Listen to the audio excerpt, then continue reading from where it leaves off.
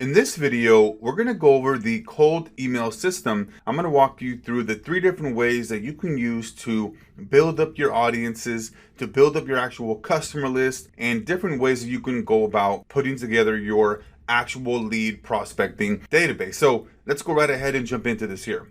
Now, there's going to be 3 different ways that you can go ahead and build your customer list. The first way is going to be through manual search. This is going to be through going on Google, going through various websites, and we're going to walk through very much so in detail different websites, different platforms that we can go and actually build our customized list doing it manually.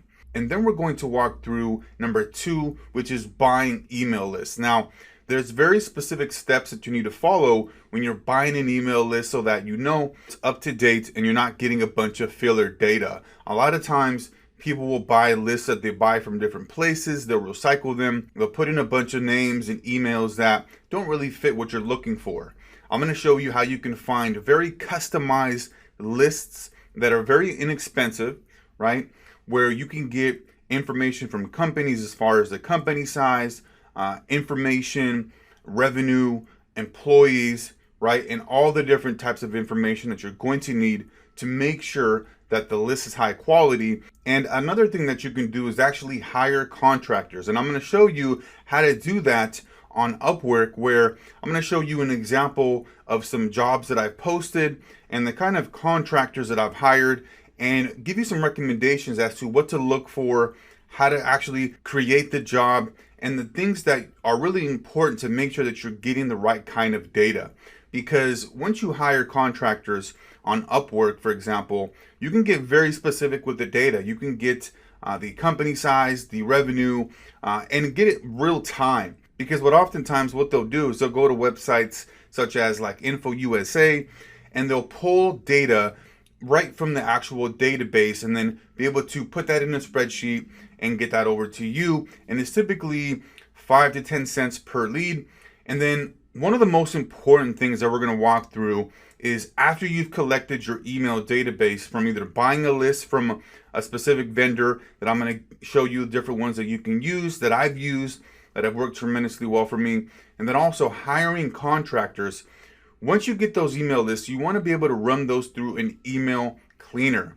You have to make sure that the emails are actually safe, they're cleaned, and they're ready to get sent, because oftentimes you'll have emails that are old, that are spam traps, that are not updated, because we want to reduce the number of bounces that we're getting, because we want to make sure that the emails that we're sending are to the right email addresses, and we're protecting the credibility of our domain and our email address. So now let's go over the cold email process that we're going to utilize for our particular strategy here. The process essentially starts with sending an email and then getting a response, and then depending on that response there, taking appropriate action. So if a response comes back and they want to learn more, they want to find out if it makes sense for us to do business together, right? You want to schedule a discovery call. You want to address their concerns, and I'm going to show you different ways to respond, address any concerns, right? So we can get them to that scheduled call.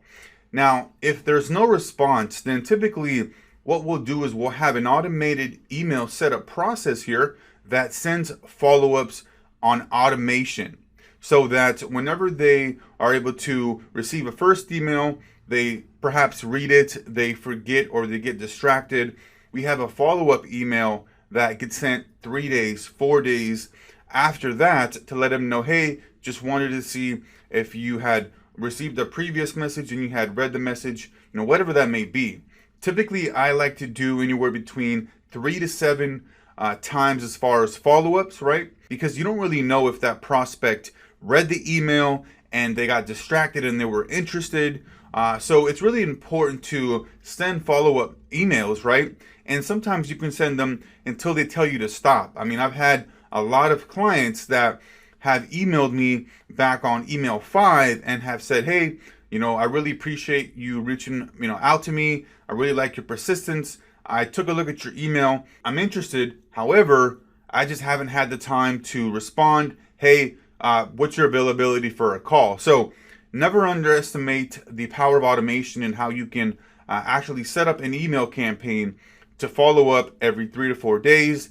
And I'm going to walk you through a system. We use Mailshake to be able to send automated emails between certain times, and then whenever they respond, they will automatically get removed from that actual series and campaign. Now, the ultimate goal is to get us on a discovery call.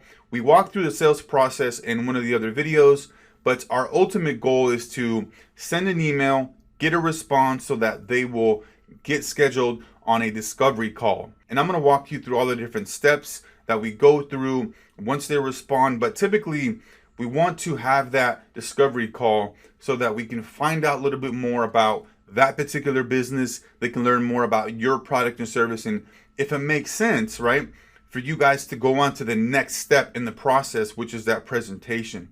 So this is essentially our cold email process here. I'm really excited to walk through all the different steps and walk into detail how to write emails that convert, and how to get your prospects' attention and get them to actually want to book a call with you. So that's going to be here for this video, and we'll see you on the next one. Thanks.